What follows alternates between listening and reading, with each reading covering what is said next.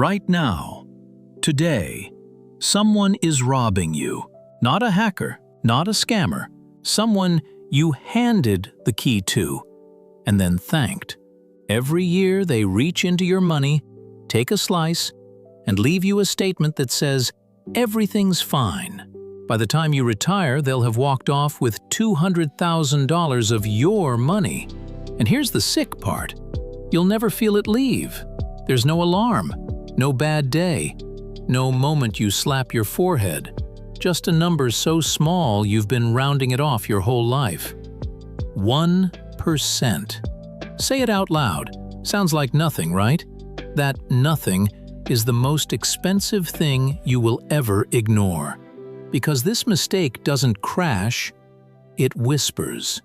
It doesn't strike in a market panic, it strikes on an ordinary Tuesday when everything's green and your account looks healthy, and it quietly carries off a paid-off house, 1 polite percent at a time, year after year, while you're looking the other way. You want to see the thief's face? Because you've been signing his paychecks for years and calling it normal. Today I'm going to drag him into the light, show you the exact number draining your future, where he's hiding it, why it's built to feel too small to fight, and the 3 moves that shut him off for good this week. Once you see him, you can't unsee him. And once you lock the door, you may have just handed your future self a house, free and clear. Let me show you. Why should you care about this? Because this is not a problem for rich people with portfolios. Last episode, we walked through 7 quiet money traps that keep smart people broke. This is the most expensive one of all, and it hits anyone who has a retirement account at work, anyone with a 401k, anyone whose company set them up automatically, anyone who ever talked to a guy who manages money, anyone who picked a fund because the name sounded safe and trustworthy. That's most people. That's probably you. And not one of them is careless or dumb. They're the responsible ones, the savers, the people who did the smart thing and handed their money to a system they trusted. That's exactly who this hits hardest. Here's what makes this trap so cruel. With most money mistakes, you at least get something for it. You overspend on a vacation. You get the vacation. You buy a car you can't afford. You get the car. There's a thing. You can touch it. You enjoyed it, even if it hurt later. This mistake gives you nothing. There is no vacation. There is no car. There is no memory. You just quietly hand over a slice of your money every single year, and you walk away with empty hands and a statement that says everything is fine. And the number isn't small. We're not talking about losing the price of a coffee. Over a full career, the difference between paying 1% more or less in fees has historically been the difference between retiring with $1.5 million or $1.25 million. That gap, that $200,000 or more, isn't a fee you paid for great service. It's the cost of not knowing the number existed. That's the part that gets me. Not that the money is gone, that it's gone for no reason, except that nobody ever showed you where to look. And let's make that number real for a second, because $200,000 is one of those figures so big it goes blurry. So let's unblur it. $200,000 is a paid-off house in a lot of the country. It's somewhere between 6 and 10 years of normal living expenses for a regular family. It's the difference between retiring at 60 and grinding on until 67 because you have to, not because you want to. It's whether the last stretch of your life has some breathing room in it or a knot in your stomach every time the car makes a weird noise. So when I say a tiny fee quietly costs you $200,000, I'm not talking about a number on a screen. I'm talking about years of your one and only life. That's the real currency here. The fee isn't really charged in dollars, it's charged in time. time you'll have to keep working to make up the gap. And nobody ever frames it that way, because if they did, you'd have fought a lot harder over that harmless little decimal. So let me introduce you to your guide for today. I'm Sprout. I started as a single coin. One coin sitting in the dirt, going nowhere. And the first time someone showed me a statement with a management fee on it, I did exactly what most people do. I looked at the number, saw a tiny decimal, shrugged and thought, that's basically nothing. I let it slide. For years. Then someone drew it out for me, the way I'm about to draw it out for you. And when I saw what that basically nothing had quietly cost me, I felt a leaf curl up. Because it was real money. It was years of my growth snipped off a little at a time, so slowly I never felt the cut. I don't want that for you. So here's the plan. 3 things. 1. I'll show you exactly what this fee is and why it's almost invisible by design. 2. I'll show you the math of how something so small becomes something so enormous using 2 people living the exact same life with one tiny difference. 3. I'll show you the hidden layers of fees most people never even realize they're paying. Then the twist that flips how you'll think about this forever. And your 3 moves for this week. Ready? Let's find the leak. First, what is this fee, really? When you put money into an investment fund, whether it's a mutual fund in your 401k, or a fund your advisor picked, or even an index fund you chose yourself, that fund charges you to run it. Makes sense. There are people managing it, paperwork, the lights have to stay on. The way they charge you is called the expense ratio. And it's expressed as a percentage of your money every year. So, if a fund has an expense ratio of 1% and you have $10,000 in it, they take $100 a year. If you have $100,000 in it, they take $1,000 a year. And here's the first quiet trick. They don't send you a bill. They don't ask you to write a check. There's no moment where you hand over the cash and feel it leave. They just take it out of the fund. Before you ever see the number, your balance shows up already trimmed. The leak happens upstream, or you can't watch it. Think of it like a toll booth on a very long road. Every year your money drives through and a small toll gets taken. $1 out of every 100. You barely notice. It's just the cost of being on the road, right? But you're not on this road for a day, you're on it for 30 or 40 years. And the longer you drive, the more money is in the car. So the toll, that same 1%, gets bigger and bigger in real dollars, even though the percentage never changes. That's the first thing nobody explains. The fee is a percentage, but your balance grows over time. So 1% of a small pile is small. But 1% of the giant pile you're supposed to have at the end? That's enormous. The fee feeds on the very growth you were trying to build. Now, here's where people make their first mistake. They hear 1% and they compare it to 0. 1% versus nothing. And 1% of nothing versus something feels trivial. But that's the wrong comparison. Because there are funds out there, boring, plain index funds, that charge not 1%, but something like 0.03%. 3 cents on every $100 instead of one whole dollar. So the real comparison isn't 1% versus 0, it's $1 versus 3 cents. For funds that very often do the exact same thing, hold the same companies, track the same market. You're not paying 1% for a better result. A lot of the time, you're paying 1% for an identical result wrapped in a fancier name. When I first understood that, I felt my leaves droop. Because I'd been paying the toll the whole time. And there was a free road running right alongside it. Same destination. Nobody pointed at the sign. Okay, now let me show you the math. Because the percentage means nothing until you see what it does over time. And the way to feel it is not with a spreadsheet, it's with two people.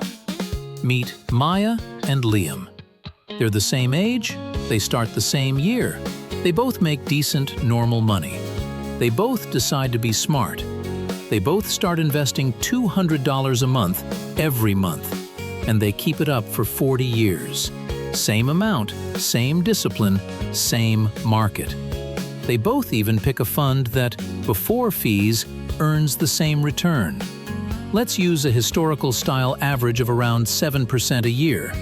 Not a promise, just a long-run estimate based on how broad markets have tended to behave over long stretches.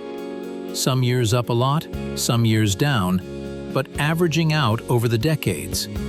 So far, Maya and Liam are twins, identical in every way that should matter. There is exactly one difference between them. Maya found a plain, low-cost index fund that charges about 0.05%. Basically nothing. Liam, well, Liam had a guy, or a fund with a nice name, or a default option that got picked for him. And his all-in cost comes out to about 1% more per year than Maya's. 1%. That's the whole difference. Everything else is identical. 40 years later, they both stop. They both look at their accounts. Maya, paying almost nothing in fees, ends up with somewhere in the neighborhood of around $500,000. Again, estimate, not a guarantee. Real markets are bumpier than a clean average, but in that ballpark. Liam, paying 1% more, ends up with closer to $400,000. Same income, same savings, same discipline, same market.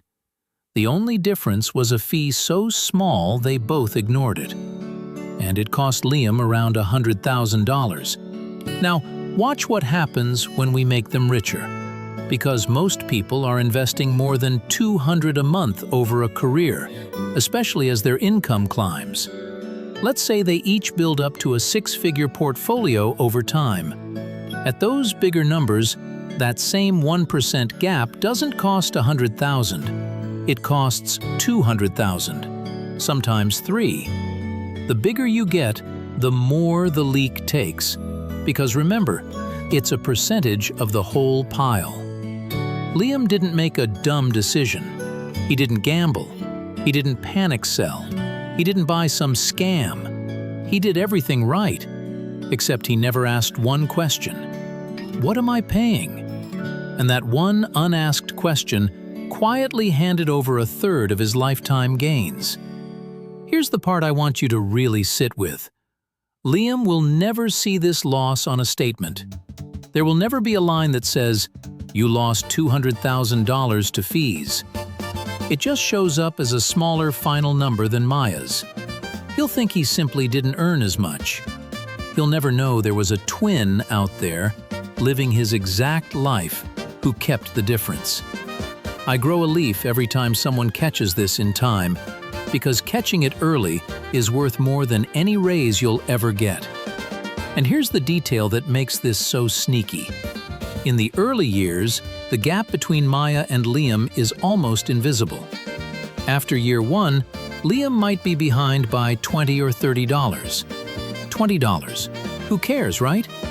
After year 5, maybe a few hundred. Still nothing.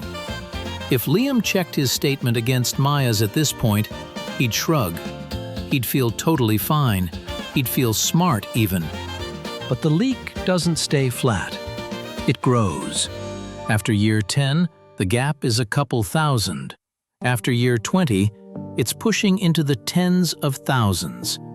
And in the last decade, years 30 through 40, when both their accounts are at their biggest, that's when the fee feeds the hardest. Because 1% of a giant pile is real money, and it's being skimmed off the largest balance of their lives.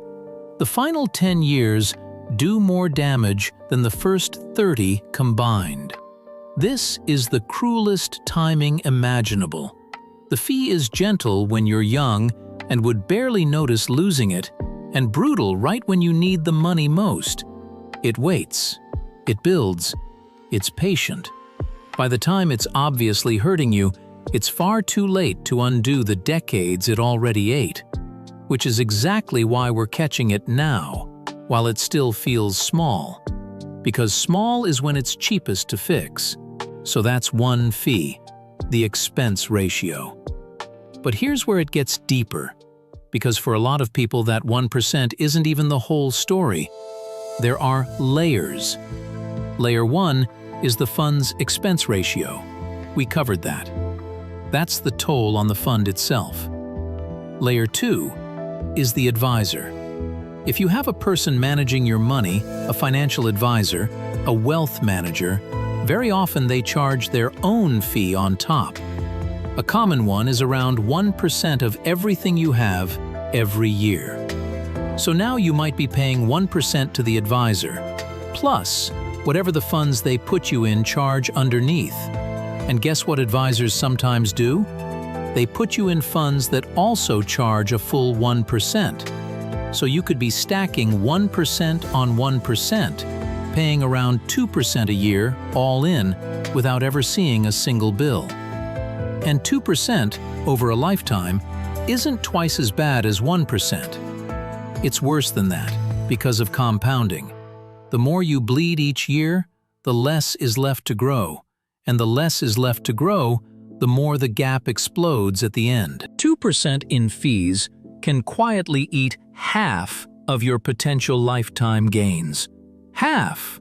Gone, not to a crash, to a polite annual percentage. Let me make that advisor layer concrete. Say you've built up $200,000, a great milestone, years of saving. An advisor charging 1% takes $2,000 from you that year, just for that year.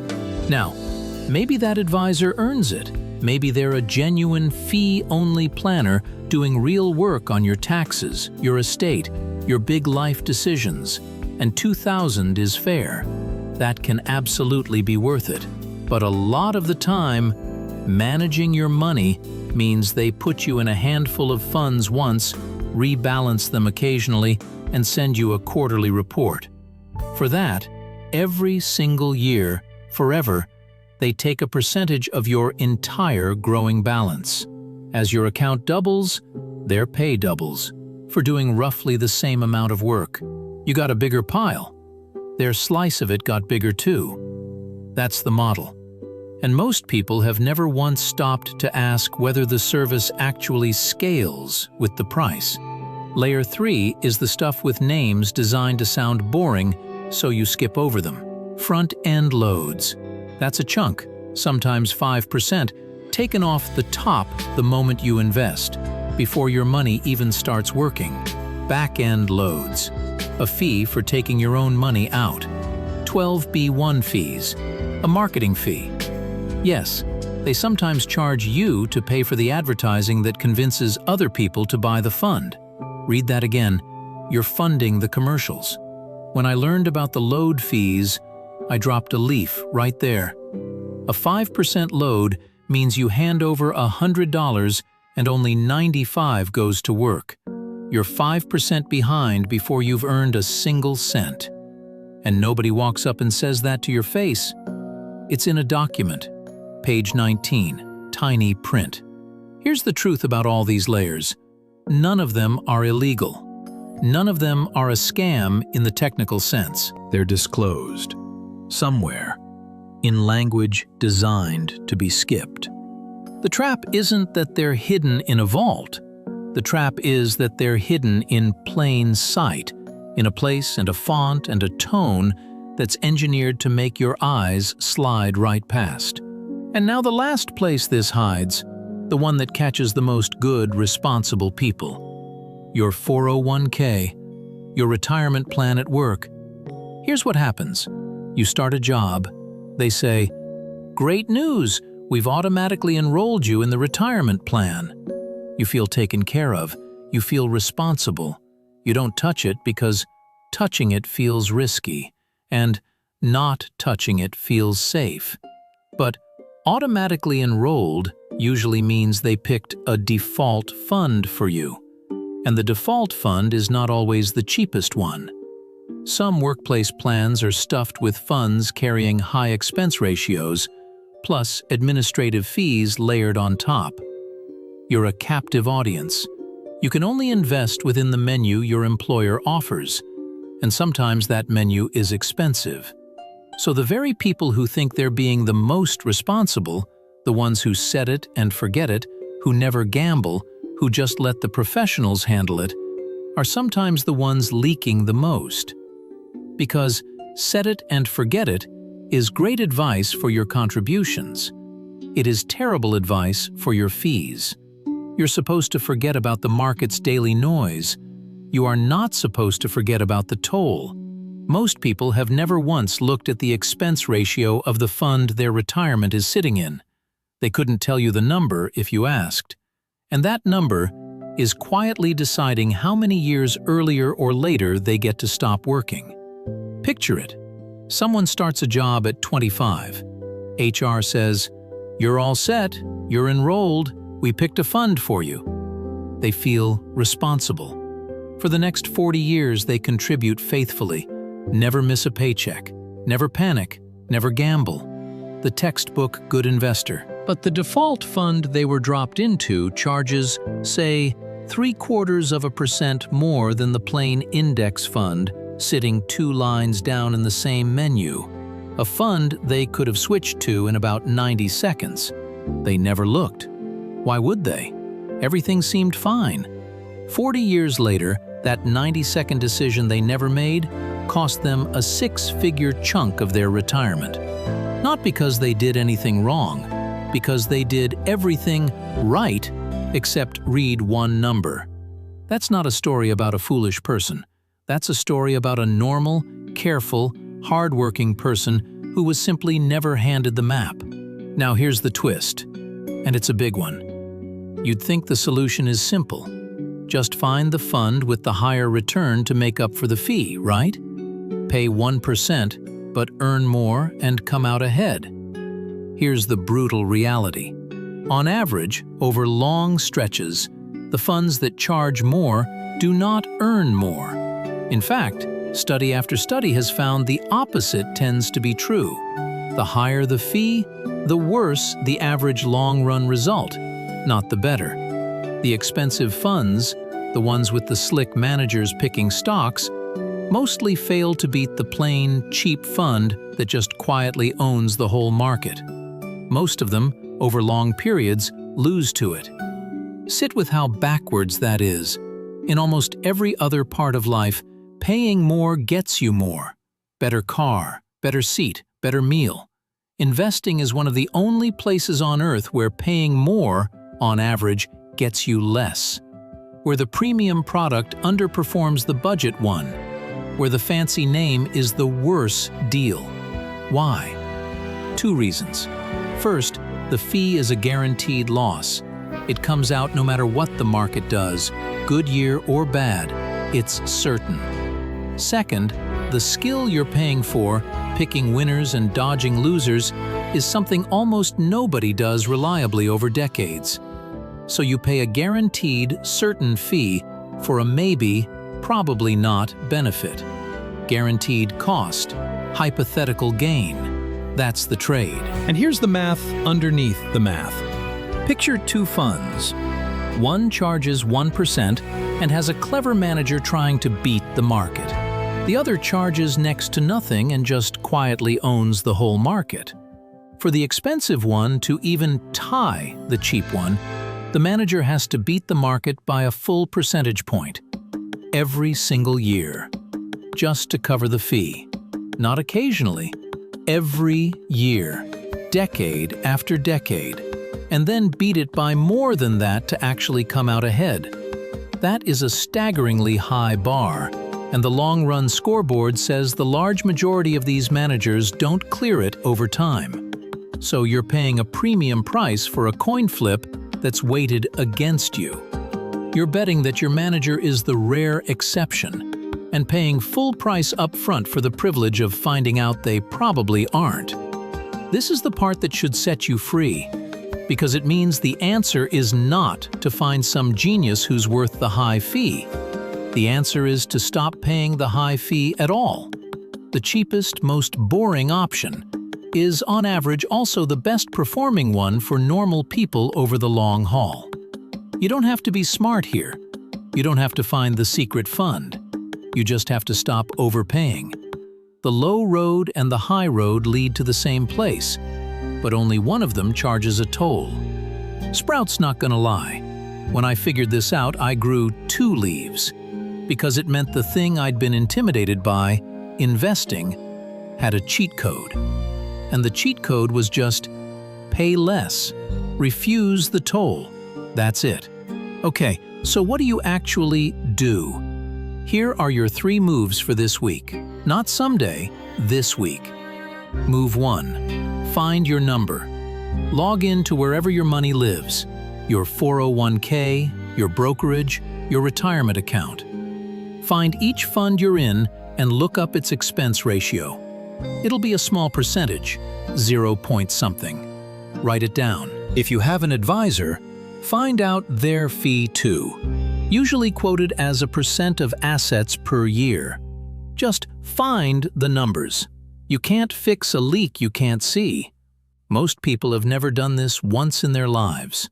Doing it this week puts you ahead of nearly everyone. Move 2. Do the simple test. For every fund, ask one question. Is this above 0.2%? That's a rough line.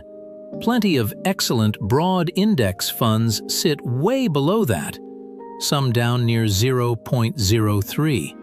If your fund is charging way more than that, especially if it's up near 1%, that's your leak. Flag it. And if you find a load fee, a front-end or back-end charge, that's a bright red flag. There is almost never a reason a normal long-term investor needs to pay a load. Free, no-load alternatives exist.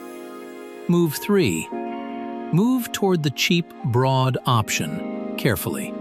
In most retirement plans, there's at least one low-cost, broad index fund hiding in the menu.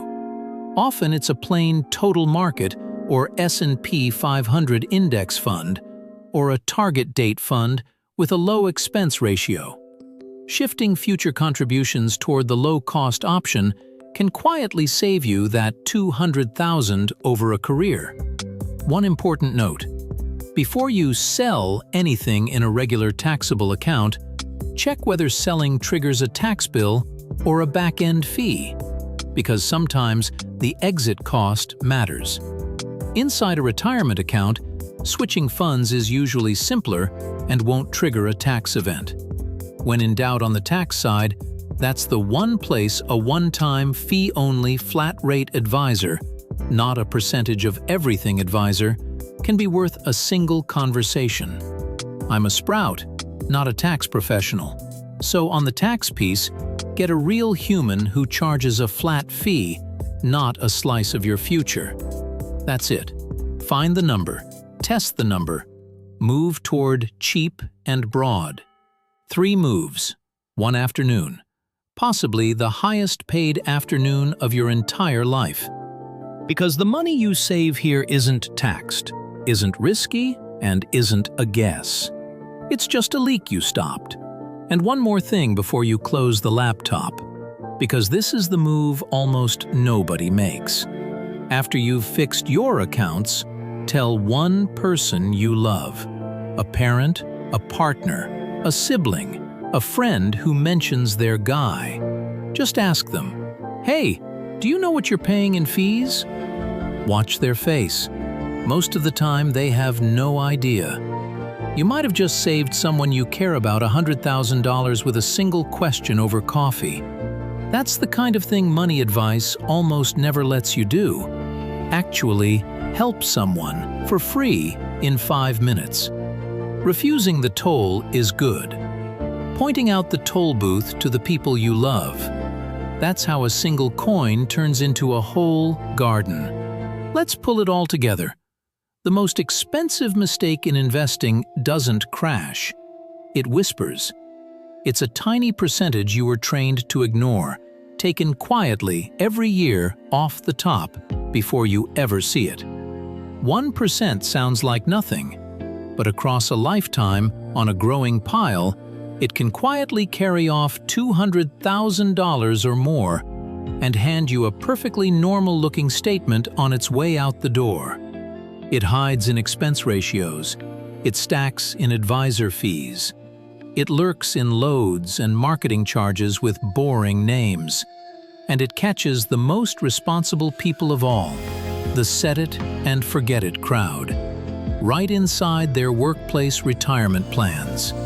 It is, without exaggeration, the most expensive thing in your financial life that you've probably never once looked at directly. But here's the beautiful part, and this is the whole philosophy of this channel in one line. You don't fix this by being smarter, richer, or luckier than everyone else. You fix it by simply refusing to overpay for something the cheap version does just as well or better. The boring road and the expensive road lead to the same destination, and only one of them robs you on the way. You were never bad with money. You just were never shown the toll booth. Now you've seen it. And once you've seen it, you get to drive right past it for the rest of your life. That's not a small win. That's a paid-off house, hiding in plain sight waiting for you to claim it. I started as a single coin, and the day I stopped letting 1% get skimmed off my growth, I felt every leaf I had stand up straighter. You're about to feel that too. So, here's the thing. Now that you know the cheap, boring fund usually beats the fancy, expensive one, you might be tempted by the other seductive idea. The big one. The one that whispers, "Sure, just buy when it's low and sell when it's high. Get out before the crash, get back in before the recovery. Easy. I'll just time it." It sounds so reasonable. It sounds so smart. And next time, I'm going to show you why timing the market beats almost nobody. Why even the professionals, with all their screens and models, mostly fail at it. And the simple, almost lazy thing that beats them anyway. Because the urge to time the market might be the most expensive instinct you have. I'll see you there. Keep growing.